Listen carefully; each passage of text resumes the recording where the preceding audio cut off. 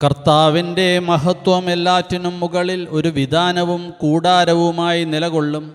അത് പകൽ തണൽ നൽകും, കൊടുങ്കാറ്റിലും മഴയിലും അത് അഭയമായിരിക്കും. യെശയ്യാ പ്രവാചകൻ്റെ പുസ്തകം 4-ാം അധ്യായം 6-ാം വാക്യം. നാവികരെയും മത്സ്യബന്ധനം നടത്തുന്നവരെയും കാറ്റിലും കോളിലും നിന്ന് രക്ഷിക്കുന്ന അന്നപുണ്യവതിയിൽ അമലോത്ഭവയായ ഉരുവായ അമലോത്ഭവയുടെ വിശുദ്ധനായ വിശുദ്ധ മാക്സിമില്യൻ കോൾബയുടെ തിരുനാളാണല്ലോ നാളെ. ഇമാക്കുലാത്ത എന്ന അദ്ദേഹം വിളിച്ചാൽ അമ്മ പറന്നെത്തുമായിരുന്നു. അമലോത്ഭവയുടെ ഉദരത്തിൽ ഒരാത്മാവ് ജന്മമെടുക്കുമ്പോൾ ആ ആത്മാവ് ഈശോയോട് സദൃശ്യമുള്ളതാകുന്നു എന്ന് അദ്ദേഹം പറയുമായിരുന്നു.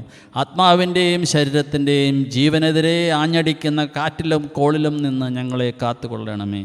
നമ്മുടെ കർത്താവ് ഈശോ മിശിഹായുടെ കൃപയും പിതാവായ ദൈവത്തിൻ്റെ സ്നേഹവും പരിശുദ്ധാത്മാവിൻ്റെ സഹവാസവും നാം എല്ലാവരോടും കൂടെ ഉണ്ടായിരിക്കട്ടെ, ഇപ്പോഴും എപ്പോഴും എന്നേക്കും. ആമേൻ, ആമേൻ.